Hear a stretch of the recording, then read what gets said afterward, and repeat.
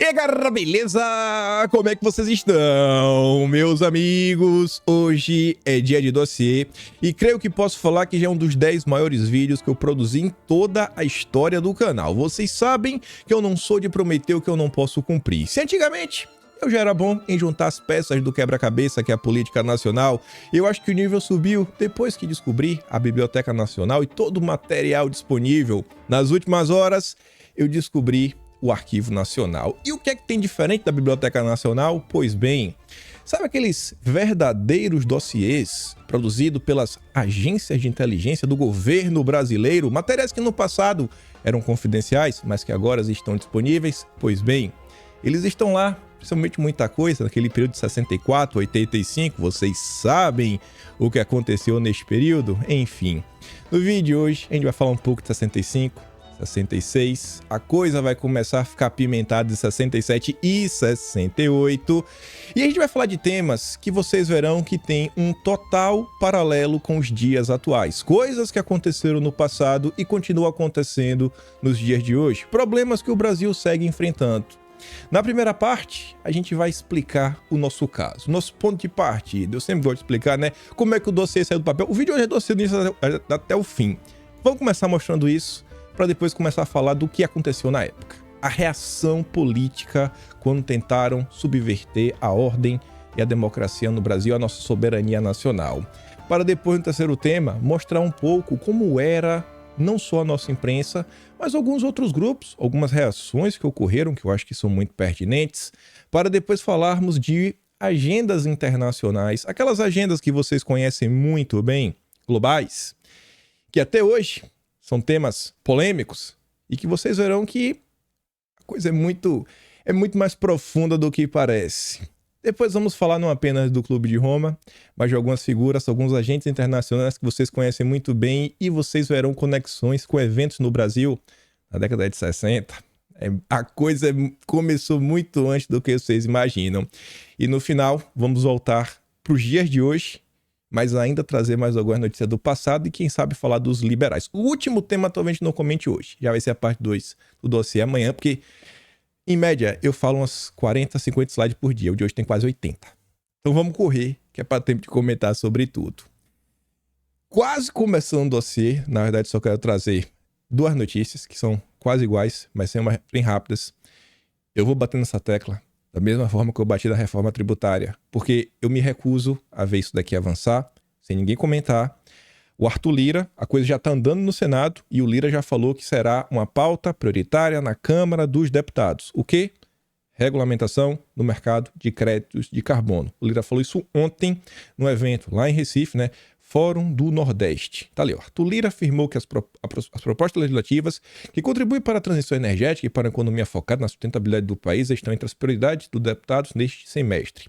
Ele destacou que, entre os projetos que devem ser analisados pelos parlamentares, está o que regulamenta o mercado de créditos de carbono, que é uma prioridade para o Lula, já visando seguir, né, as ordens e mostrar serviço para o Biden quando tiver a COP30, que vai acontecer em 2025 em Belém do Pará.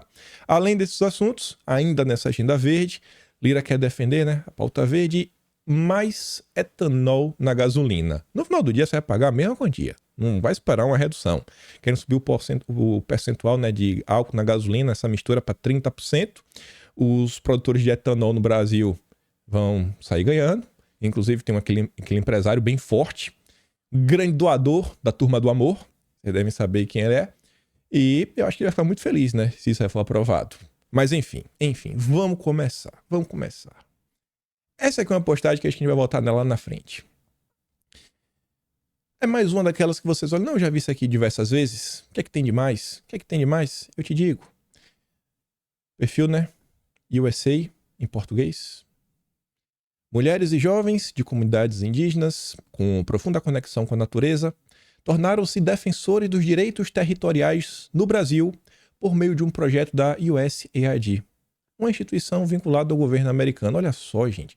O governo americano está preocupado em formar defensores dos direitos territoriais no Brasil. Que coisa linda, né? Eles estão tão preocupados com a nossa história. A gente vai voltar nisso lá na frente. E aí vocês vão me dizer, E eu quero que você memorize o sentimento que você teve agora em seu coração lendo isso. Uma possível indignação. Depois que a gente vê várias coisas e a gente volta nisso. Você sabe que eu não falo coisas de forma aleatória. Mas vamos começar. O dossiê de hoje, para explicar, né? Estava eu ontem, na verdade para mim já era hoje, mas ontem para vocês, estava de boa, meu dia, eis que recebo o print de uma folha, na verdade a foto de um pedaço de um livro, né? Um parágrafo.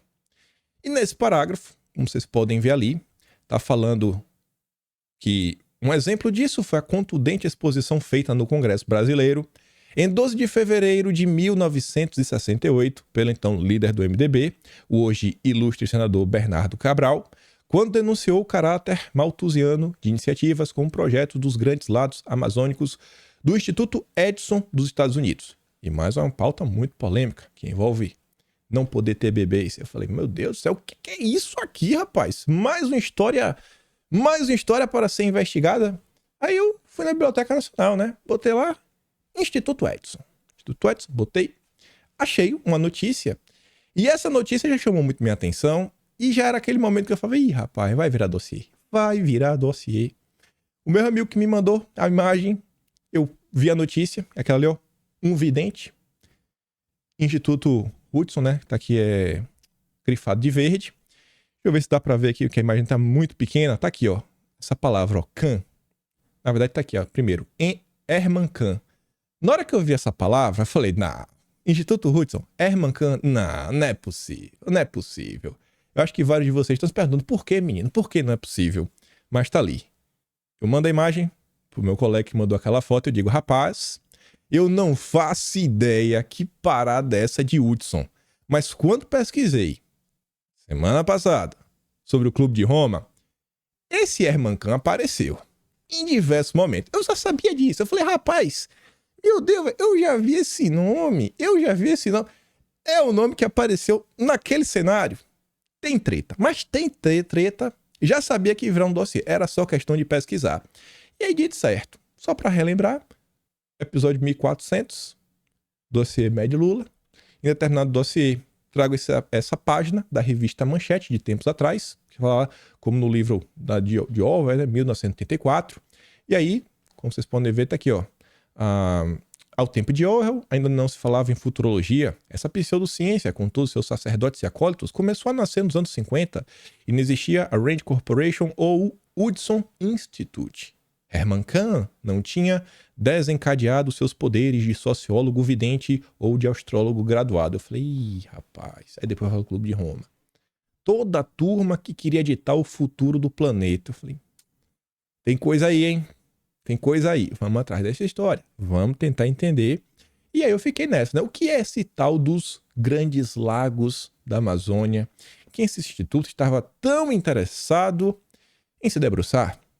E aí, melhor do que procurar sites atuais, eu falei, não, eu quero olhar os jornais da época. E para minha surpresa, teve um veículo que foi se encontrar pessoalmente com o Sr. Kahn. Na verdade, foi lá no Instituto Edison para tentar entender todo o ocorrido. E, obviamente, que eles venderam aquela história da carochinha, tudo muito bonito, que você sabe que tem algo errado, tem algo muito errado. E saiu ali, ó. Na revista Fatos e Fotos. Eles foram visitar o Sr. Kahn, tá ali, ó. Fatos e Fotos, vai ao Hudson Institute e ouve Hermann Kahn sobre o Lago Amazônico, a mansão do Doutor Fantástico. E esse Doutor Fantástico tem até outra tradução. E esse cara, talvez, ele foi um dos predecessores, né? Um dos tutores, um dos mestres de uma das figuras mais repugnantes que o mundo conhece. Uma figura que eu acho que 99 a cada 100 pessoas que o conhece não gosta dele. É um senhor sem cabelos.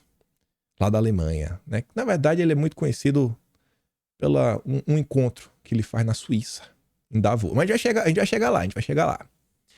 Eu fui dar um bisu, né? Para entender essa história. O processo, né? Geralmente utilizado no trabalho das hipóteses múltiplas, assim como a turma do Clube de Roma, esse Hudson começou a trabalhar com computadores, faziam pesquisas estatísticas, trabalhos em busca, né? De de ideias para salvar o planeta. Aí lá para tanto diz, né? Desde sua fundação, o Instituto tem dado prioridade a problemas militares e de política externa, geralmente sob encomenda do Pentágono. Pera aí, oi. Quem diz isso é o fundador do Instituto, para não restar dúvidas, para depois não ver a empresa e falar, o cara falou com todas as letras. Olha qual era o foco. Olha quem patrocinava. E aí tá lá, né? Encontro o Brennan preocupado com a posição do Brasil. Aí ele fala, na verdade, o jornalista, né? Percorrendo o edifício principal, sou convidado a conhecer Donald Brennan, um dos maiores estrategistas norte-americanos. O cara estava lá nesse instituto fazendo o que eu não sei. São tantos importantes os documentos de seus arquivos, muitos dos futuros projetos do Departamento de Defesa estão guardados nessas gavetas, que quando ele abre qualquer delas, a porta do gabinete se fecha automaticamente. Enquanto o Brennan preocupado com o quê? Com a posição do Brasil em matéria de energia nuclear. Por quê, né? Você vê que é uma pauta que o Brasil nunca conseguiu avançar, inclusive tivemos alguns acidentes ao longo do percurso, algumas coisas muito estranhas. Por que o Brasil não pode avançar nisso, né? Aí depois tá, o caminho da pesquisa nuclear termina sempre num artefato explosivo. Não sei se é isso. O que eu sei é que a energia, que pode ser abundante, pode ser muito viável, pode inclusive baratear muito a produção nacional. E eu acho que eles não querem, né? Você vê que essa preocupação não é de hoje. Aí tem ali algumas fotos, ó. 35 supercérebros trabalham com o Doutor Fantástico. Olha aquele mapa. Você conhece aquele continente? Parece o Brasil, né? Um mapa grande do Brasil, rapaz. O que é que essa turma tá planejando? Robert Paneiro, um dos autores do projeto do Lago Amazônico, é especialista em América Latina. Quem passa pelos portões do Instituto não calcula que nessa bela propriedade estão os maiores segredos do futuro. Deus está vendo. Mas vamos entender. A turma queria meio que criar algumas barragens na Amazônia para alagar a Amazônia. E começar a criar umas rotas. Rota marítima mesmo, né? Rota fluvial, na verdade, né? Pra passear lá de barquinho, uma coisa ou outra. E aí o Paneiro explica, o sistema sul-americano de grandes lagos seria o agente catalítico do desenvolvimento econômico e social e da integração da América do Sul. Com o lago, o Brasil não perderia minérios, pois estes, como os geólogos explicam, estão nas montanhas e não nas planícies. Você vê como o cara já nem se preocupa com os minerais, que vocês vão continuar tendo eles. Ninguém falou de mineral, o cara tá falando de mineral. Ih, tá meio estranho, hein? Tá querendo a riqueza do Brasil. Quanto ao petróleo, se de fato existe na maré, não tem, né? Tem para dar, vender, exportar, o que o diga a margem equatorial. Quanto ao petróleo, se de fato existe, né? Sua exploração será mais fácil por meio de sondas montadas em plataformas submarinas.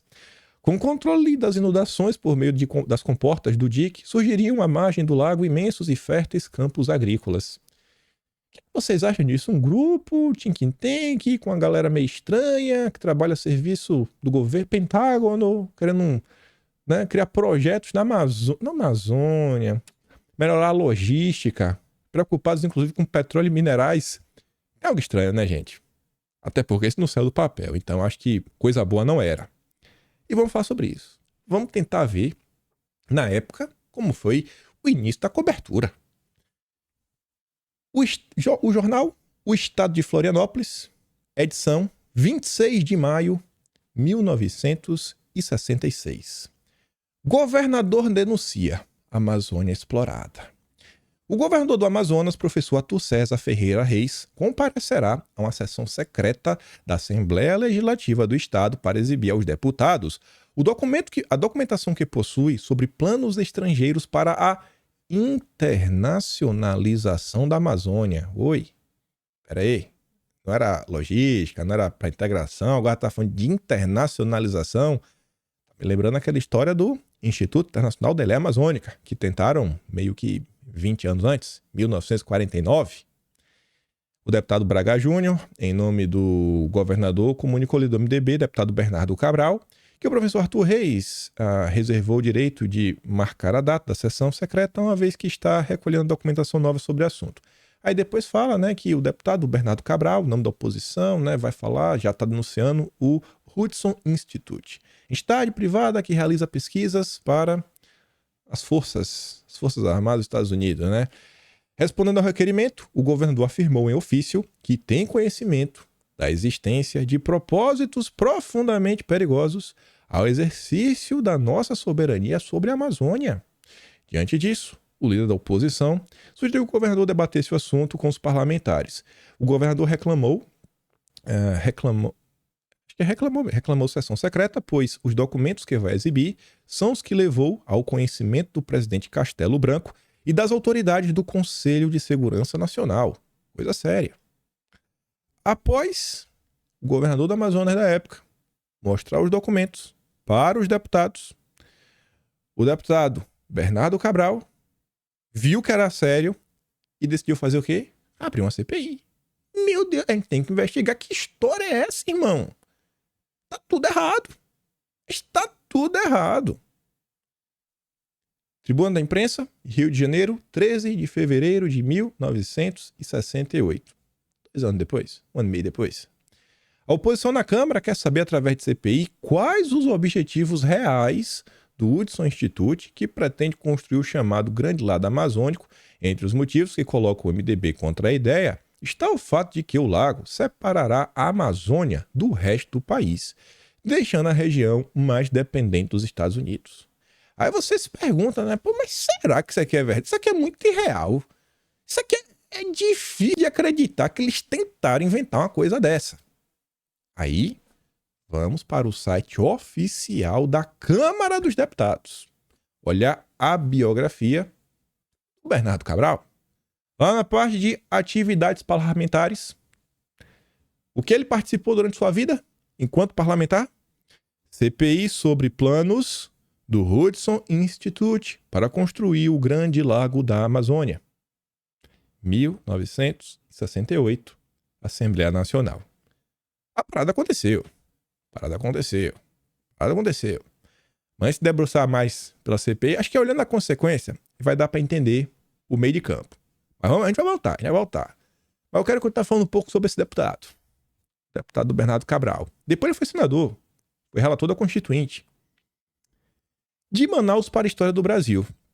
Existe um livro sobre o Bernardo Cabral, na verdade sua biografia. Ela foi escrita pelo Gaetano Antonácio. Aqui está sendo divulgado. Ó. Quem quiser conhecer um pouco mais sobre a vida de um dos maiores defensores da Amazônia, que o Brasil já teve, vai poder fazê-lo a partir do dia 5 de dezembro, quando será lançada a segunda edição de Bernardo Cabral, o jurista, o político, o intelectual.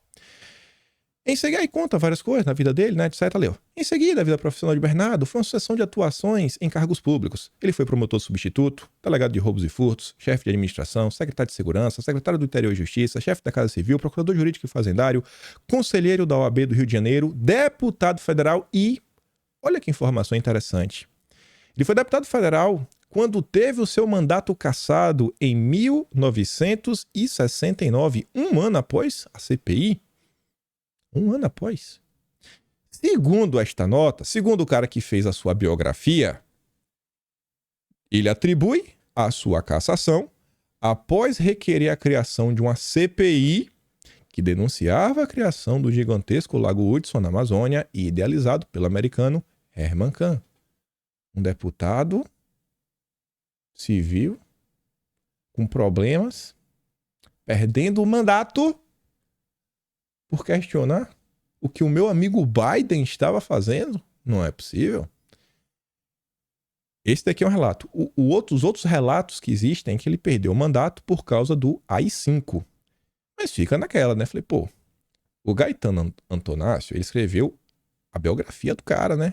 Não acho que é qualquer livro. Ele fez uma pesquisa para fazer esse tipo de afirmação. Não acho que isso aqui estaria na internet de forma aleatória.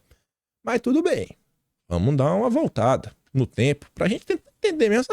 Será que tem algum tipo de lastro na realidade? Algum tipo de pressão internacional em cima de um deputado nacional? Não é possível. A gente nunca viu isso, né? A gente nunca viu. Se bem que com o Bolsonaro agora aconteceu algumas coisas estranhas. Mas tudo bem. O jornal. 17 de fevereiro de 1968. Tá ali a manchete. Cabral denuncia pressão contra a CPI sobre o lago. O vice-líder do MDB, deputado Bernardo Cabral, denunciou ontem no Palácio Tiradentes a existência de um esquema de deve ser pressioná-lo, né?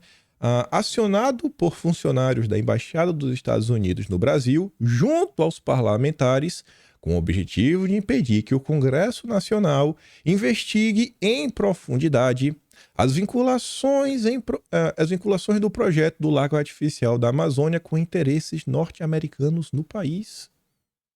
O Bernardo denunciou pressão internacional. O parlamentar posicionista disse ter experimentado pessoalmente a pressão exercida de deputados que passaram a preocupar-se em estudar os problemas amazônicos dentro da perspectiva de contribuir para a integração dessa vasta região aos frutos do desenvolvimento e cultura nacionais.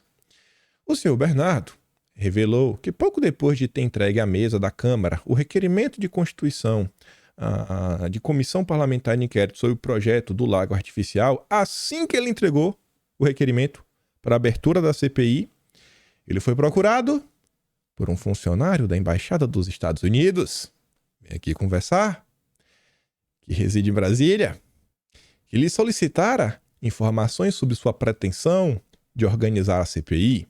Segundo o parlamentar, o funcionário desceu a detalhes, indagando-lhe se o requerimento continha o número regimental de assinaturas. Já tem assinaturas? Você já tem? O cara quer saber, está meio preocupado. Depois de ter recebido do dirigente oposicionista as informações solicitadas, o funcionário da Embaixada dos Estados Unidos disse ao deputado Bernardo Cabral que era bom que viesse a ser constituída a CPI para investigar o projeto do Hudson Institute, porque o seu governo não tem qualquer ligação. Não vem falar dos Estados Unidos. Sai de perto de mim. Senão eu vou chamar o meu amigo Biden. Vou chamar o amigo Biden. 17 de fevereiro de 1968. E agora, Jornal do Brasil. Relatando algo muito similar. Vice-líder do MDB acusa americanos de tentarem impedir CPI sobre o lago. O deputado José Bernardo Cabral, vice-líder do MDB, declarou ontem que diplomatas norte-americanos tentaram impedi-lo de constituir a CPI de inquérito que vai investigar os planos do Instituto Hudson na Amazônia. Há um deputado da Arena que me disse que meu nome seria colocado no index do Departamento de Estado. O seu nome é para a lista vermelha da Interpol, basicamente isso, né? E respondi que eu não estava no exercício do mandato parlamentar para outra coisa, senão para a defesa dos interesses brasileiros. O que é que a gente vê nos dias atuais? A gente vê o nosso Pacheco, Rodrigo Pacheco, indo para os Estados Unidos, se encontrar com os zongueiros, na verdade não é qualquer zongueiro, são aquelas organizações tipo a USAID, vinculadas ao governo americano, como era o Hudson, para falar, pessoal, os Estados Unidos estão meio apreensivos com a nossa democracia. Você vê vassalos. Você vê vassalos. Aqui é a época que a gente tinha brasileiros. Agora a gente tem vassalo. Olha a diferença. Diário de Notícias, também do dia 17, reportando a mesma coisa. Americanos atentos à CPI do Hudson. O deputado Bernardo Cabral vê nesta vigilância exercida sobre o Congresso a mesma que se verificou quanto à constituição da CPI de terras e minerais... alguma coisa, não consigo ver outra palavra, né?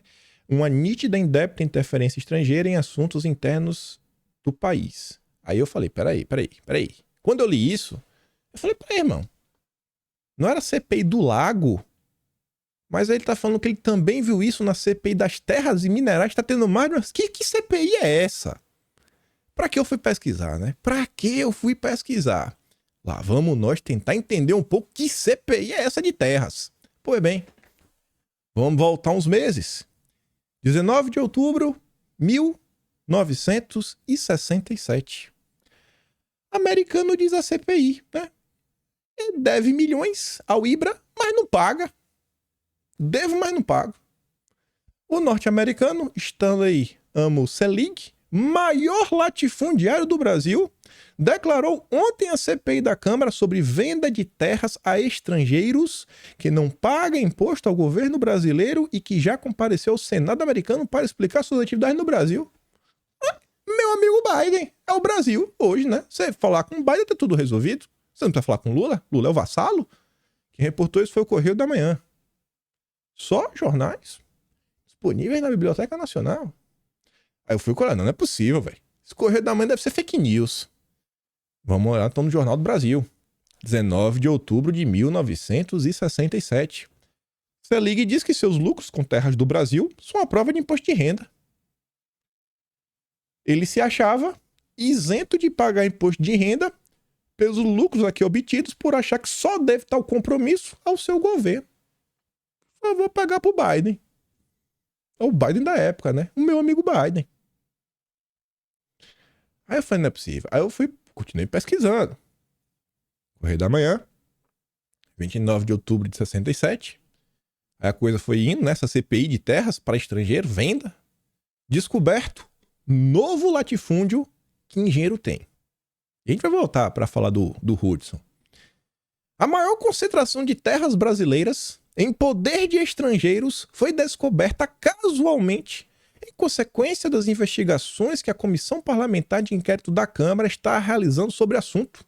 A Bolt Carriers Co., empresa norte-americana, possui mais de 2 milhões de hectares em terras à margens do rio Jari, um afluente da margem esquerda do rio Amazonas, que separa o território do Amapá do Pará. Tais propriedades equivalem à área da maior ilha fluvial do mundo, né, que é Bananal, e a mais de 4 vezes a extensão da Guanabara. A região é considerada promissora em que diamantes, ouro, cassiterita, de acordo com o levantamento do Departamento Nacional de Produção Mineral, constantes no Plano Decenal de Pesquisas Minerais. É ou não é? O Brasil de Lula mudou nada. É os zongueiros e meu amigo Biden. Faz o que quer. Quem é o problemático? É o garimpeiro. O problemático é o garimpeiro. Quando é o americano? Não. Quando é o norueguês? Não. Tá deixando, né? A esmola, o fundo da Amazônia, tá? Então tá liberado. Explora aí. Tá de boa. Ninguém vai encher o teu saco. Mais uma. Essa daqui eu trouxe porque eu fiquei assustado. Porque foi a fala do ministro da Justiça na época. Aí que a gente volta para 68, 29 de março de 68, Jornal do Brasil, dos maiores jornais da história do país. Gama Silva diz na Câmara que estrangeiros têm 1/5 do território brasileiro. O ministro da Justiça revelou ontem na Câmara que 1/5 do território nacional, equivalente a 160 bilhões de metros quadrados, já foi vendido a estrangeiros. Não é pouca coisa não, viu? E o ponto mais alto do Brasil, o Pico da Neblina, quase foi vendido e chegou a ser objeto de apropriação pelo grileiro João Inácio. Anunciou a entrega ao presidente Costa e Silva do anteprojeto criando um grupo interministerial para demarcar todos os parques nacionais e áreas pertencentes aos índios, e um outro anteprojeto acrescentou que, olha só, olha o que estava sendo discutido naquela época. Olha a data. Não estou falando isso de forma aleatória. Vai regular as vendas de propriedades rurais a estrangeiros para acabar com os abusos de estelionatários e limitando a área municipal suscetível à venda a estrangeiros. Limitar a área do município para estrangeiros. Olha o ano, 68. 68. Guarda isso. A gente vai chegar numa resposta que vocês vão ficar triste. Triste. Logo depois disso, eu acho já. Poucos dias depois, um mês depois, né? 29 de agosto de 68. Deputado da Arena denuncia que americanos, donos de terras, tentaram suborná-lo. Americanos proprietários de terra no Brasil tentaram corromper 4 deputados federais brasileiros com importância, não sei, deve ser novo cruzeiro, né? NCR, 200 mil novos cruzeiros a fim de que fosse retardada a votação do projeto do governo que regulamenta a venda de terras a estrangeiros. Será que os deputados de hoje, os gloriosos deputados da esquerda e do centrão, será que eles, né, iam peitar o lobby internacional com dinheiro? Tentavam corrompê-los? Será? O que é que vocês acham? E veja ali, vamos tentar retardar votação. Estava sendo votado um projeto para regulamentar a venda território municipal, botar um limite. Por que eu estou insistindo nisso? Para a gente ver para os dias atuais. 15 de dezembro de 2020, Senado aprova projeto que autoriza a venda de até 25% de área de município a empresa estrangeira. Na matéria do Globo, tem essas duas linhas que eu acho que vocês vão entender tudo. O texto, apoiado por parlamentares, revoga, destrói a legislação da década de 70. Sabe que legislação que a gente está falando, né? Vocês estão entendendo qual foi o contexto da época? Quando foi proposta essa legislação, o que é que estava acontecendo no Brasil? Estávamos nos surrupiando, como sempre. Esse é o nível dos parlamentares no Brasil hoje. E essa turma que votou isso daí, basicamente, continua no Congresso. Isso daí, inclusive, né? Fala nada. Vamos continuar pra gente voltar a falar dos Hudson. E também falar, né, de como eram um pouco as coisas do passado. Pra gente ver que já tivemos dias melhores. Gente, vocês veem muito bem como é hoje a imprensa no Brasil. Como a imprensa relata qualquer coisa. Se aparecer algum super cientista, tipo o Átila, olha o nível, né? Se apareceu o Átila falou, faz isso, é ciência. Quem for contra, meu amigo, não queira saber o que vai acontecer com você. Não vá contra o Átila. Não vá contra a Rede Globo. Não vá contra a ciência acima de tudo. Quando vem uma ordem da ONU, rapaz. Quando vem uma ordem do meu amigo Biden, um grande democrata, rapaz, não vá contra. Você não quer saber o que vai acontecer com você. A própria Globo se encarrega de avançar com a narrativa. Mas no passado, quando essas coisas aconteciam, coisas que eu acho que hoje continuam revoltando só a população, já tivemos uma imprensa que escreveu esse tipo de nota. Lago é plano para alijar a Amazônia do domínio pátrio. Vocês conseguem ver essa nota? Eu tenho certeza que vocês conhecem algum fato no Brasil hoje que eu acho que segue mais ou menos esse caminho. Algum tipo de ação que envolve grupos neogovernamentais. Vocês sabem que grupos são esses, né? Ih, rapaz. Essa era a imprensa. Já foi imprensa no Brasil um dia. Outra. Só a manchete.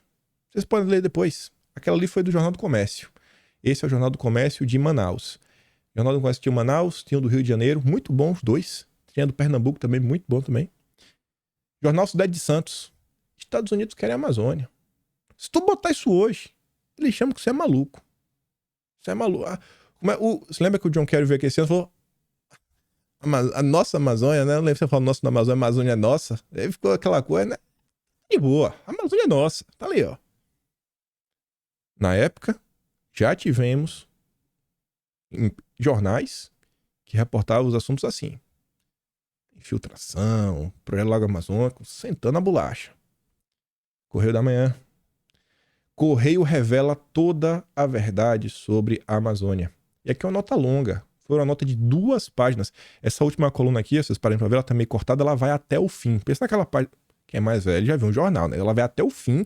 E a outra folha do jornal inteira só sobre isso, que eles têm acesso ao relatório de que foram 3 diplomatas do Brasil que fizeram. Vou comentar algumas coisas. A gente vai começar a olhar alguns relatórios que foram feitos. Eram secretos, não são mais. Mas essa matéria eu quero destacar 2 parágrafos. Que eu trouxe aqui, ó. Não 2 parágrafos, né? 4 parágrafos. 3.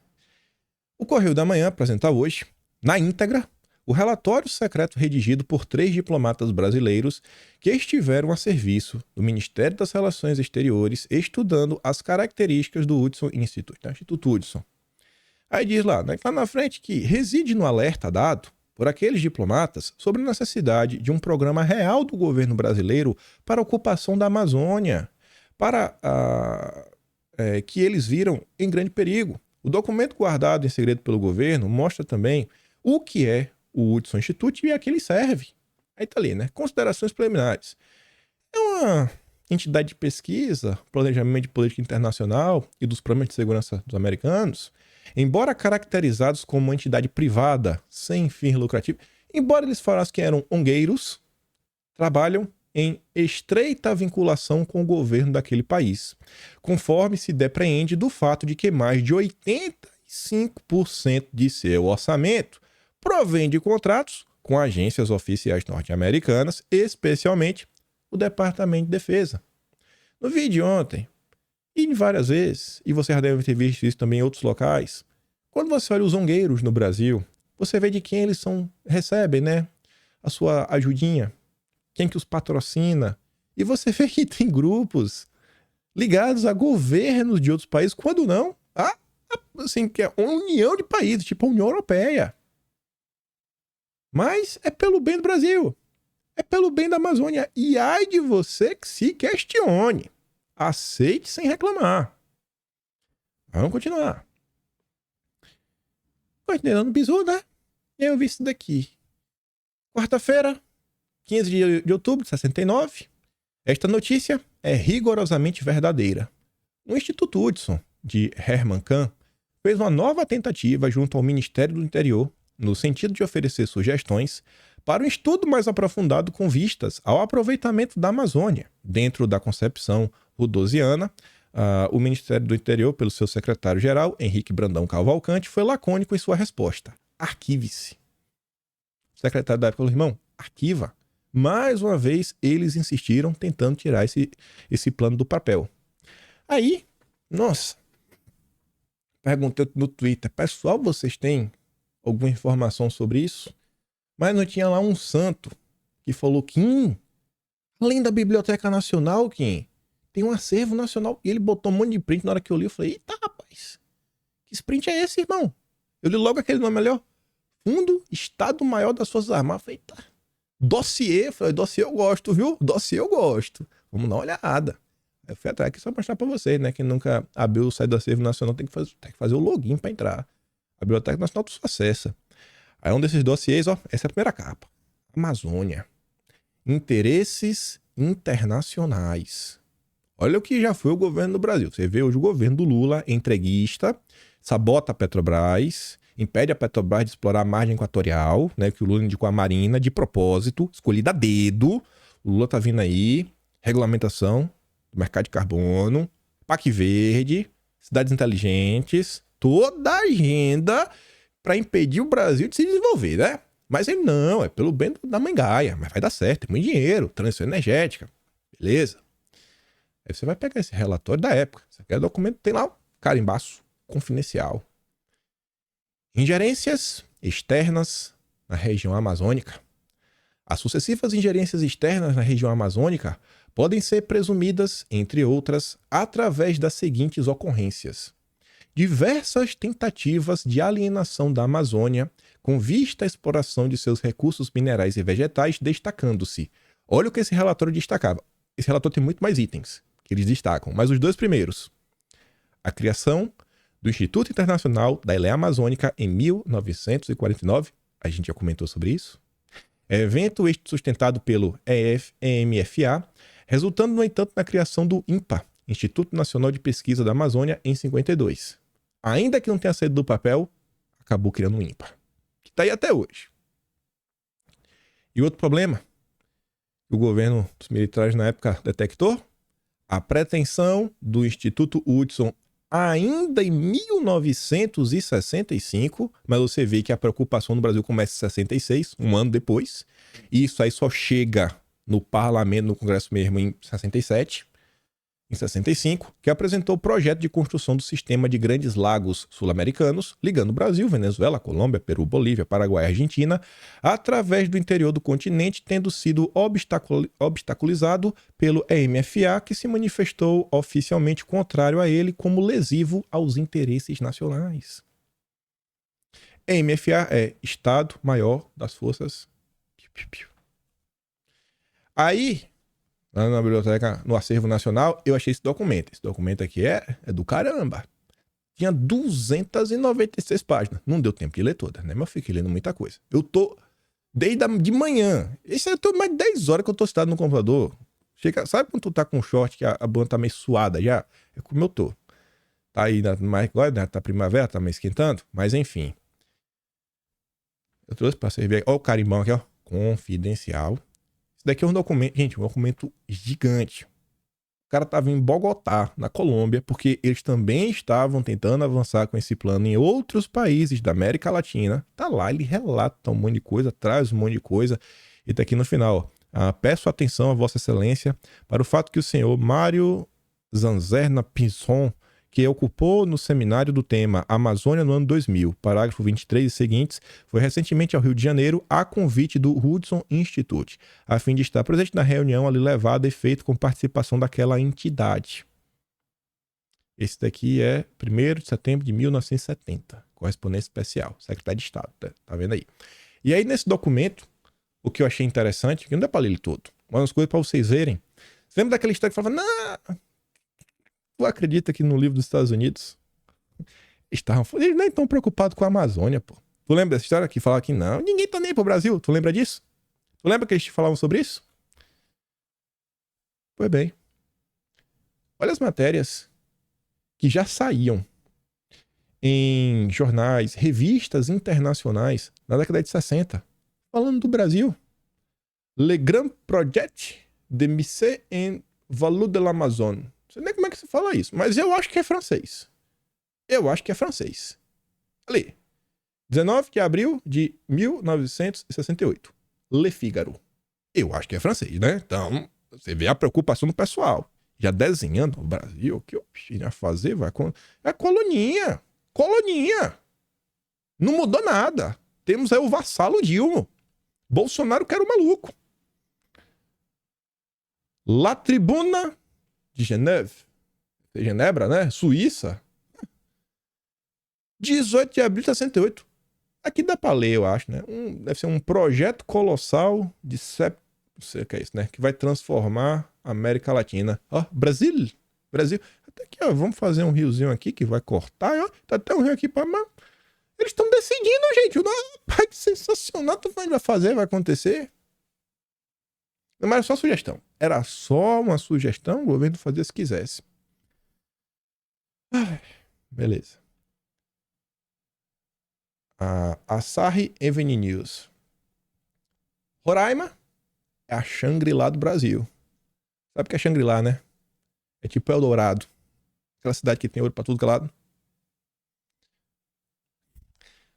Eles nunca ligaram pro Brasil. Nunca. Isso daqui era um relatório que foi secreto por muito tempo, né? Depois de 85, eles devem ter tornado tudo público, né? Acho que cai esse negócio de sigilo.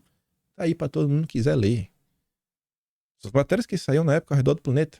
Maluco é quem acha que eles têm algum tipo de interesse extra no Brasil. Não, eles só querem nos ajudar. Só querem nos ajudar. O meu amigo Biden. Aí tem esse relatório, aí que você vê que são as coisas.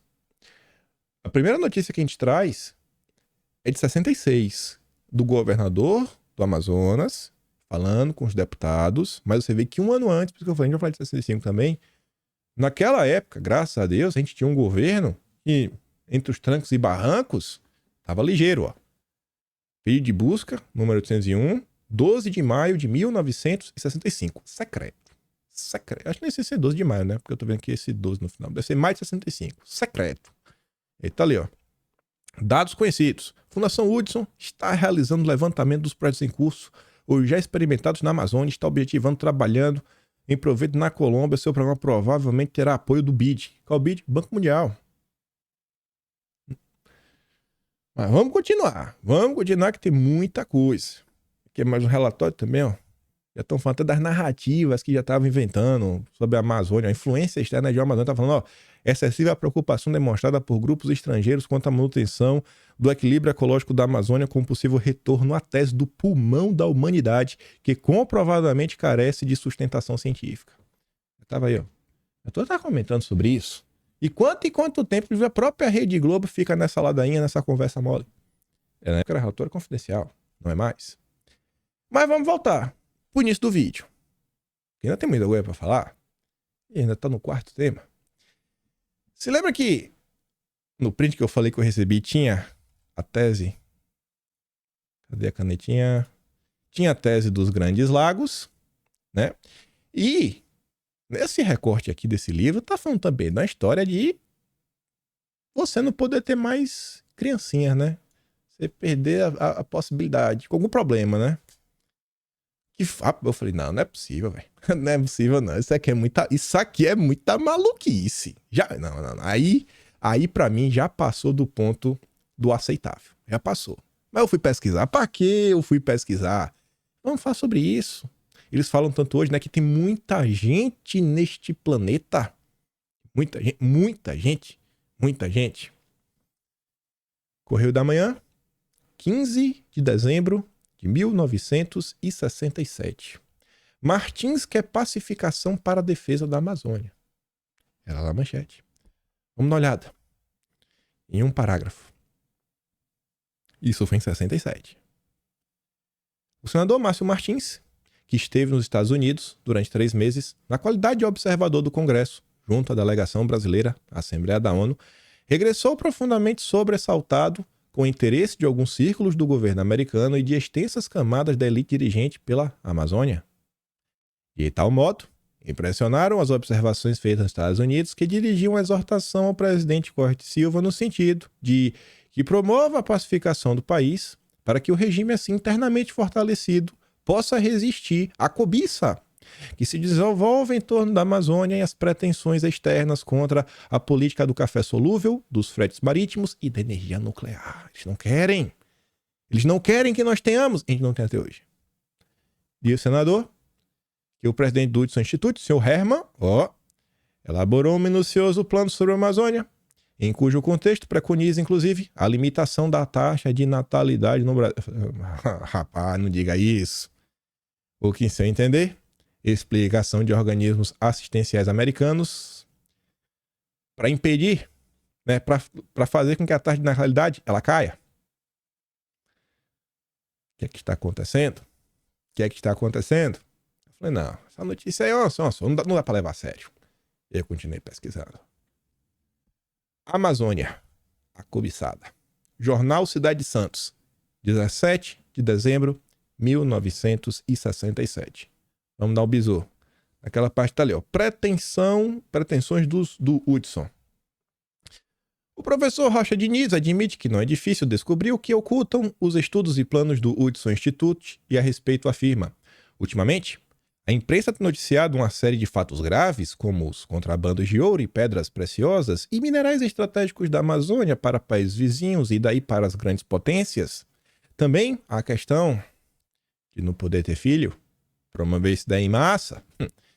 Em Goiás, feita por elementos religiosos, e agora o escândalo das compras de terra no norte de Goiás, na região mais rica do manganês e ferro, quase na divisa com a Venezuela e as Guianas. Tudo isso faz parte de um processo. No caso está inserido o Hudson Institute. Seus supercérebros voltados para os problemas estratégicos do presente e do futuro conhecem mais do que ninguém as potencialidades e a importância da Amazônia. Eu falei, rapaz, que onda é essa, viu?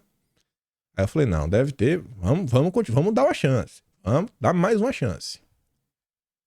Correio da Manhã, 25 de fevereiro de 68. Missionários.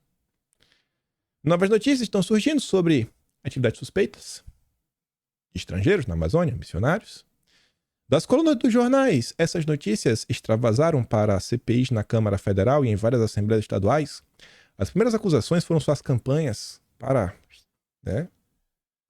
bagunçar e não poder ter mais criancinhas de mulheres da nossa Interlândia induzidas ao uso de umas coisas lá. E ainda recentemente, o representante no Brasil da Hudson Institute confessava em conferência pública que os estudos preliminares do projeto do Grande Lago foram feitos por missionários. O mesmo missionário que tem essa confusão. Como se vê, há uma convergência de fatos. Poder ter bebês, estudos hidrográficos, pesquisas mineralógicas e geológicas, que não pode representar mera coincidência. É uma convergência suspeita. Eu acho que aqui está errado. Eu acho que é fake news. Porque hoje no Brasil, em 2003, já está comprovado cientificamente que o Brasil é o país das coincidências. Isso aqui é apenas uma coincidência. Apenas uma coincidência. Mas vamos continuar na insistência. 14 de dezembro de 67. Geógrafo denuncia. A Amazônia está ocupada. Era a manchete. Aqui vocês conseguem ver essa palavra, né? Esterilização. Entendeu, né? Já entenderam? Tá aí no texto. É o contexto. Mas acho que essa daqui encerra o assunto. E aí acho que não dá pra falar que a imprensa brasileira era fake news. Por quê?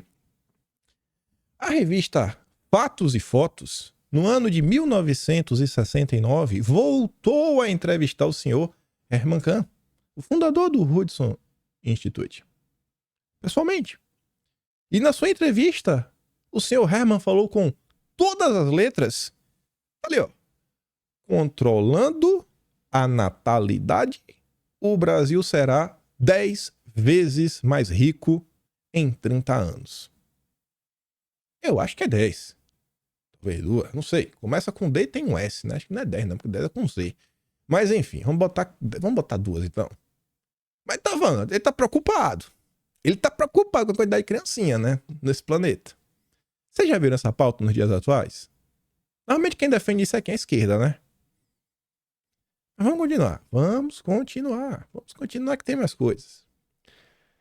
No meio dessas pesquisas, e no início do vídeo já tinha dito pra você, eu falei, rapaz, na hora que eu vi esse nome, Herman, falei, Clube de Roma, já tava ligeiro. E aí, pesquisando nas últimas horas, eu achei umas coisas intrigantes. Mas vamos começar primeiro com esse texto aqui, que eu achei um título muito curioso. Neofascismo. Saiu no Correio da Manhã, 20 de junho de 68, na época em que os jornais do Brasil, vários pelo menos, né, defendiam o Brasil, não todos, mas vários tinham espaço para defender o Brasil, onde falava o seguinte: o professor Herman Kahn, hoje em dia, um homem muito conhecido no Brasil, trata-se do diretor do Instituto Hudson, organização norte-americana, mas sustentada quase que exclusivamente por contratos governamentais, especialmente interesse, né, dos grupos lá, muito complicado, que fez um plano internacionalista para o desenvolvimento da Amazônia, lá nos Estados Unidos. Ele é menina dos olhos de ouro de grupos muito complicados, sendo um futurólogo. E aí eu parei para pensar, eu falei, cara, agora isso faz sentido na minha cabeça. Gente, olha a importância do especialista. Olha quantas coisas nos dias atuais, as coisas mais absurdas, elas são chanceladas porque um especialista assina embaixo. Aqui você estava tendo algo, é porque na época as pessoas estavam tão boquiabertas com a capacidade computacional dos computadores que, meu Deus, aí apareceu o cara que era o futurólogo. Ele tá um passo além do especialista. O futurólogo era um cara que era chancelado pela sociedade, que ele conseguia prever o futuro. Imagina, não é uma análise, ele viu o futuro. Esse cara escreveu um livro do que aconteceu no ano 2000. A turma do Clube de Roma também eram futurólogos, falando o que ia acontecer em torno do 2000, que ia acabar tudo. Então, olha o que eles fazem hoje. Não, o relatório de tal e tal, porque se não fizermos isso, no ano tal vai acontecer. E aí, os especialistas aqui falou. Então, olha como isso, naquela época, já estava sendo gestado. Os problemas que nós enfrentamos hoje já estavam sendo gestados. Tava ali, ó, tava carregando. Agora continua, na acabei conhecendo a entrevista, falando as coisas lá, né, tal, prevendo isso aí, né. Não deixa de ser curioso a coincidência de alguma das formulações do professor Kahn com ideias sustentadas pelos uns grupos aí, né, e pelos nacionais só. Sabe aquela turma da década de 40, lá na Alemanha? Então, esse texto tá falando, rapaz, as ideias que esse cara defende tá levando a gente nessa mesma linha. Tá ruim. Controlido, não quer aquilo outro, vamos aqui fazer uma filtragem, tentar encontrar uma galera geneticamente melhor. Tá meio estranho. Olha as ideias que essa turma anda defendendo. Falei, rapaz, nos dias atuais, oh meu Deus, a gente tem tanta coisa similar que a imprensa passa pano. Mas é que chegou no ponto. Mais uma vez na revista Fatos e Fotos, baita revista, ela e revista Manchete, eu encontrei aquela nota. Vocês sabiam que esse Kahn, na gestão do Kennedy, era basicamente um conselheiro de Estado ao lado do Henry Kissinger? Você deve saber que é o Kissinger, né? Ele tá vivo até hoje, tá com 100 anos, foi até no País Vermelho esses dias. Não é qualquer um. Olha o nível do cara do Hudson Institute. Aí falava assim, é uma equipe diferente também na Casa Branca. Mudou, né? Sob nova direção, mas os conselheiros continuavam por lá. Além dos membros do gabinete, ainda um punhado de outros auxiliares de Nixon em condição de influir na orientação do novo governo. O primeiro, mais principal, né, o Kissinger, que vai ocupar o cargo, papapá, pipipi. A mesmo que acredito que Kissinger foi juntamente com Herman Kahn. Além do Kahn, o Van Braun. Eu falei, peraí, mano. O Van Braun também? Não, não me diz isso. Aí já começou eu comecei a me bater por dentro, já comecei a ficar nervoso. Eu já comecei a ficar meio nervoso porque eu lembrei de um print. Um print que tava o Van Braun. Falei, não me diz isso. Que print é esse? 15 de novembro de 71. Isso aqui a gente comentou no mês de junho. Está no Atlas Brasileiro de junho. Simpósio Internacional de Administração reunirá especialistas na Suíça. Esse simpósio, que na época era Simpósio Internacional de Administração, é o que virou o Fórum Econômico do seu amigo Klaus. Você conhece o Klaus? Aquele carequinha? Então, foi o que virou na época. Aí eu lembrei do Van Braun. Eu falei, meu Deus, não é possível. Quem estava lá? No segundo fórum, o Van Braun. Amigo do Kahn.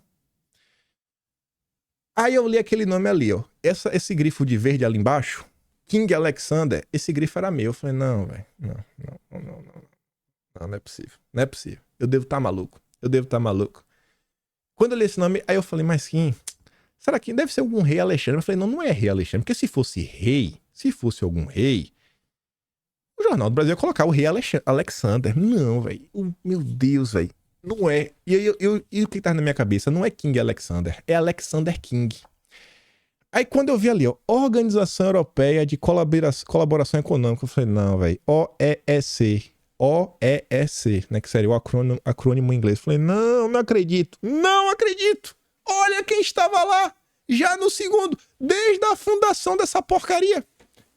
Sabe quem é o Alexander King? Cielo. Site de artigos científicos, principalmente da área da ciência. Esse artigo é de 2020. Pelos bastidores da OCDE, embates e perspectivas sobre educação e desenvolvimento econômico. Aí tá falando nesse artigo basicamente quando foi que a OCDE, dos países ricos, começaram a se importar com a educação. Em maio de 58, que a educação passou a figurar como objeto de preocupação da OCDE. À época, agruparam-se no órgão várias divisões internas da antiga Organization for European Economic Cooperation, que é OEEC. Constituição do OSTP foi realizada sob a coordenação administrativa do Comitê de Pesquisa Científica, especificamente de sua direção de assuntos científicos, então sob liderança de Alexander King.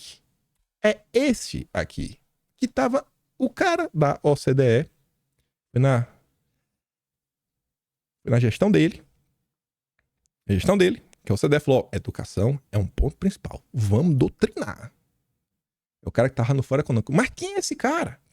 Porque eu sabia quem era ele. No próximo parágrafo. Alexander King foi um químico britânico que, em colaboração com o empresário italiano Aurelio Pesce, ajudou a fundar o Clube de Roma. O Alexander King é o fundador do Clube de Roma. E tá na fundação do Fórum Econômico. Em 1960, ele se tornou diretor-geral de Educação e Ciência da OCDE. Quando, ocupando o posto até sua aposentadoria, em 74. Aí você, que adora um liberal, pra chamar de seu, que tá doido pra entrar na OCDE, toma aí, ó. Essa é a OCDE. É a mesma porcaria da ONU. Não muda nada. Aí tinha outra coisa. Mas a gente vai voltar a falar dessa turma. Vamos voltar. Mas só coincidência, né? Eu tava lá na revista Manchete lendo, aí eu vi assim, Herman Kahn, à beira da piscina, né? Hipocrisia é importante. Aí eu li rápido, eu não sei porque eu voltei pra ler. Eu tô fingindo como eu li da primeira vez. Eu senti que eu faltei ler alguma coisa. Aí eu voltei pra de novo, né? Herman Kahn, à beira da piscina, do Hotel Glória. Falei, eu pulei o Hotel Glória. Aí por um segundo eu falei, olha, se for a mesma data, eu vou pular da janela. Graças a Deus não era a mesma data. Foram alguns meses antes. Esse Hotel Glória, só figura importante.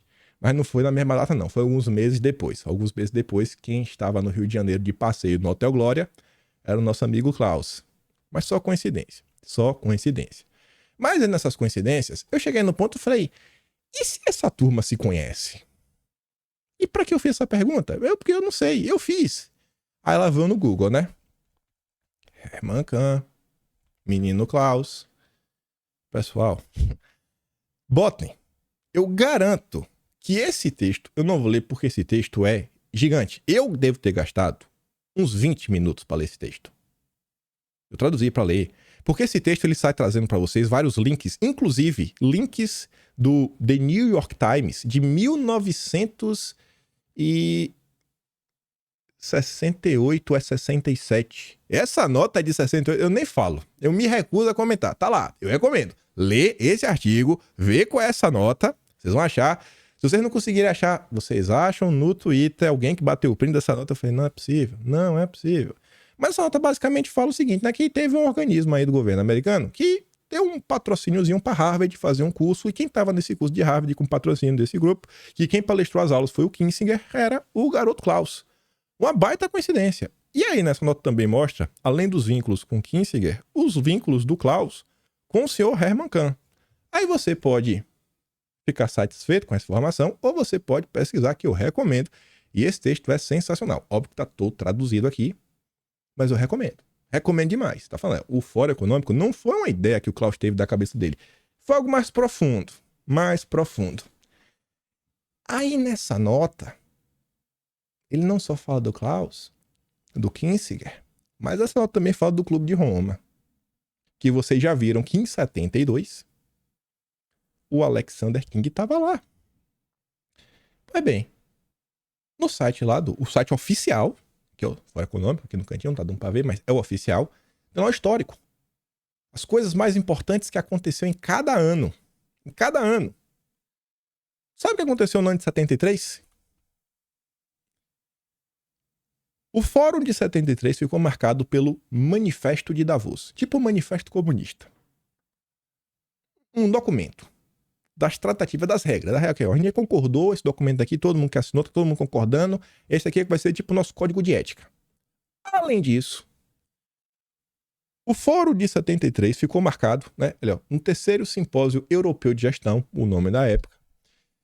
Largou seu enfoque europeu, né, moldar o seu futuro na Europa. Então, 2 acontecimentos marcaram a reunião. Um foi o Manifesto de Davos e o outro, Aurélio Pesei, industrial italiano, fundador do Clube de Roma, fez um discurso resumindo os limites do crescimento.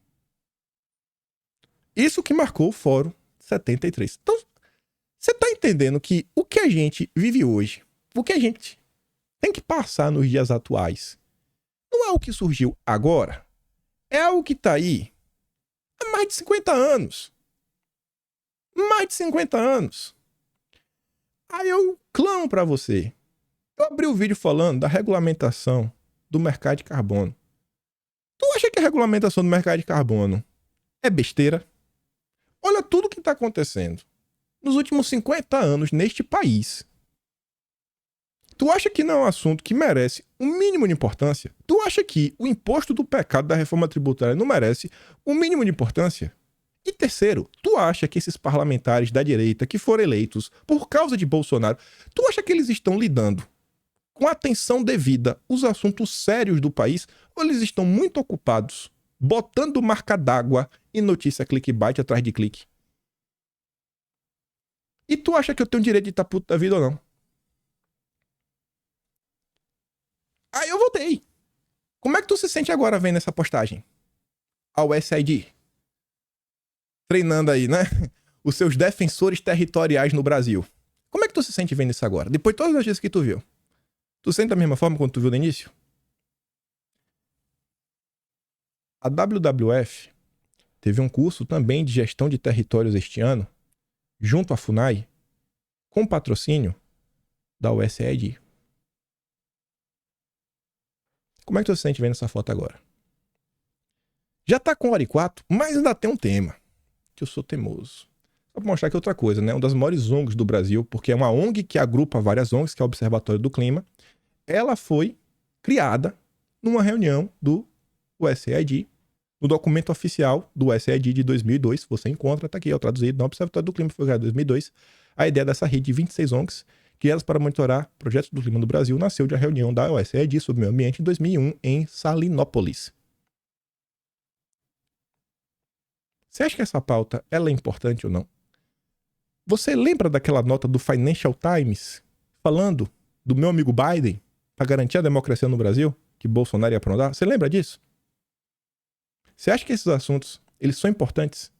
Se a gente quer lutar pela soberania nacional, pelo desenvolvimento da nação, para tirar ferrogrão do papel, para garantir a soberania energética do Brasil, para ter muita energia em quantidade suficiente, para a Petrobras finalmente poder começar a explorar a margem equatorial e o Lula deixar de ser um vassalo. Mas tem mais coisa, tem mais coisa. E o vídeo de hoje deve dar quase 1h20. Mas eu não vou deixar de falar disso. Aí eu quero relembrar a notícia desses dias. O seu Pacheco estava lá nos Estados Unidos, em Washington, vendo Dória. Falando que ele estava, né, sob a apreensão dos americanos com a estabilidade política do Brasil. E não é qualquer americano. Ele estava no... Aqui foi uma postagem que eu botei, né, com até a embaixadora. Eu só faltei colocar a postagem dela também falando, ó, se vocês querem aí que o território não sofra nenhum problema, né, a democracia fique de boa, vamos continuar fazendo acordos bilaterais, multilaterais, né, trabalhando juntos. E aí eu lembrei na época no vídeo, né, Pacheco sinaliza trâmite mais lento, no marco temporal no Senado, parlamentares alemães, envia cartinha pro Pacheco, Pacheco não, Pacheco não, você trabalha pros ungueiros unidos venceremos. E aí o Pacheco falou que não é que só foi o governo, os americanos. Foi durante o que ele ouviu no Wilson Center. Que é do Woodrow Wilson, né? Que é mais um órgão ligado ao Departamento de Estado. Esses são os políticos que a gente tem no Brasil. Só que eu tenho que trazer uma mais. E agora os liberais vão ficar malucos. Mas meu compromisso é contar a notícia. Se eu ver a notícia, eu tenho que contar. Eu sinto prazer de contar essas coisas. Eu falo assim, nossa, eu tenho que compartilhar essa notícia. Eu sinto isso. Eu gosto de contar histórias. Pois bem, pesquisando sobre a turma, pesquisando sobre o nosso Herman Kahn, do Hudson, ele veio ao Brasil, gente. Dar uma palestra. Sim. Tem algumas informações extras sobre isso. No prefácio que escreveu para o livro do Herman Kahn, quem escreveu esse prefácio? O senhor Roberto Campos. Vocês conhecem o Roberto Campos? Vocês devem conhecer o Roberto Campos Neto. Esse daqui é o avô dele. Olha aí os nossos liberais. Ele escreveu o prefácio. Não, mas ele só escreveu um prefácio, Kim. Ele só escreveu um prefácio. Beleza. Kahn veio explicar no 2000. 11 de novembro de 69. Foi o ano que ele veio no Brasil. Que foi negócio lá na piscina do Hotel Glória. Ele foi recebido no Brasil, no aeroporto, pelo ex-ministro Roberto Campos. Ele só escreveu um prefácio. É porque ele recebeu no aeroporto porque ele escreveu um prefácio. Tá bom. 14 de dezembro de 67. Então vamos voltar lá para a época da confusão, que tinha até a CPI. Vamos ver um parágrafo.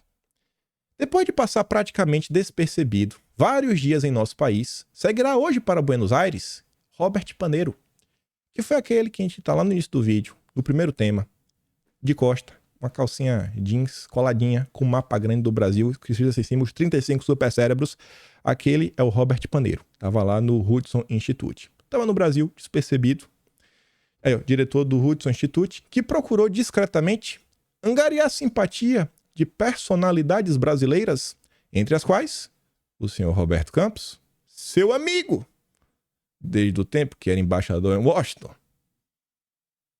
Aí tá mais complicado, né? Escreve o prefácio, pega o cano do aeroporto e amigo do Paneiro.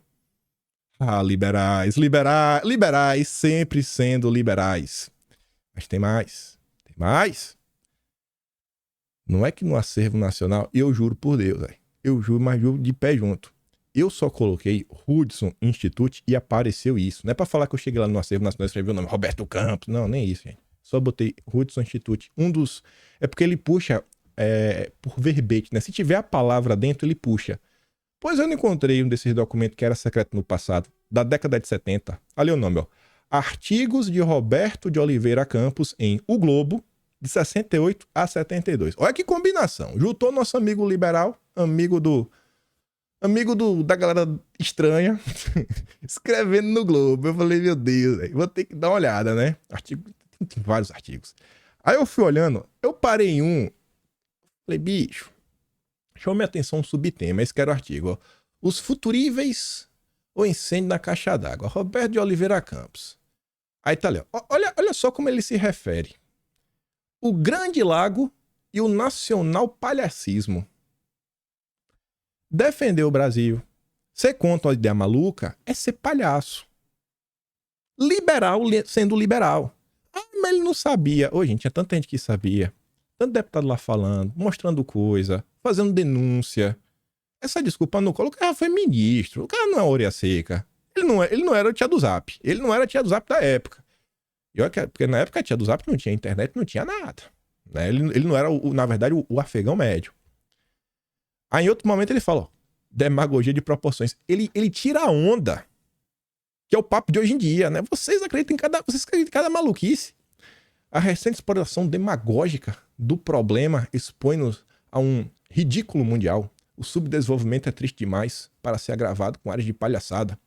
Entre as imbecilidades circulantes na praça figuram as seguintes, ó. A turma trata isso tudo aí como uma conspiração do Pentágono. A turma é maluca. Não tem nada a ver, né? Nada a ver. O próprio Khan falou. A gente recebe ali, ó. O governo, não, isso aqui, 80. Não. Maluco é você. O cara da entrevista fala. Já tinha entrevista na época? Não, mas o maluco é você. Maluco é você que acredita nisso. E o Roberto Campos, avô, ainda falava que era maluquice achar que tinha alguém interessado, né, na cobiça das riquezas da Amazônia. Tá achando que eu tô mentindo? Procura lá esse texto pra tu ver se ele não falou isso. Nossos liberais. E aí teve um fato que eu também me chamou a atenção, que eu vi, né? Falou, pô, o cara era embaixador. Embaixador ligado nos Estados Unidos, né? Foi quando ele conheceu o Paneiro. Ganhou as amizades. Tem outro nome, né? Também Brasil. Dessa época. Banqueiro. 10 anos antes. Que a gente já comentou. Foi na época da CPI dos Rockefeller. Que era o patriarca dos Moreira Salles. Onde aqui era um jornal da esquerda. Colocava o patriarca do Moreira Salles, né? Como um parceiro dos Rockefeller.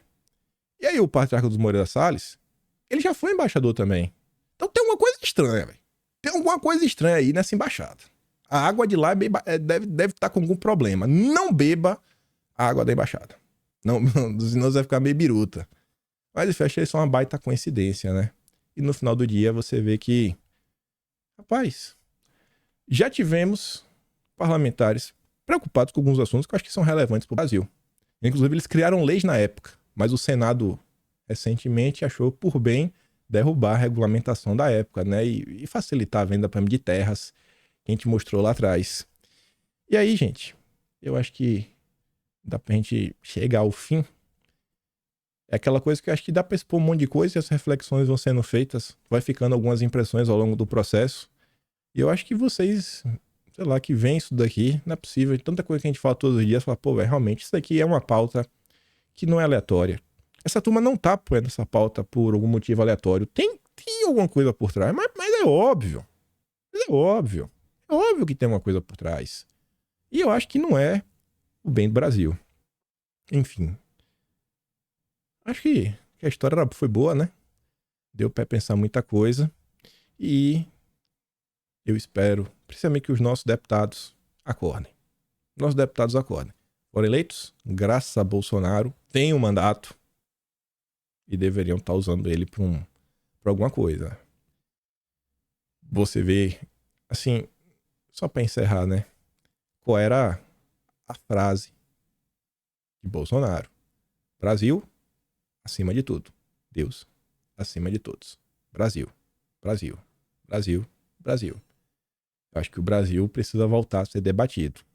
A preocupação com o Brasil, ela tem que voltar para os noticiários, para a vida das pessoas, né? Bolsonaro despertou esse senso de patriotismo na gente, então eu acho que a gente não pode deixar isso para trás. Tem que continuar com esse legado, até porque Bolsonaro continua na confusão, né? Se ele não jogou a toalha, eu acho que a gente também não vai jogar. Então, fico por aqui. Se gosta do meu trabalho, passa no meu canal. Valeu, tem um P na descrição. Tem um Atlas brasileiro, isso tudo vai estar registrado no Atlas do mês que vem, kimpaim.com.br. E compartilha. Esse tem que compartilhar, né? Esse aqui, mas nossa senhora, está da hora. E é isso.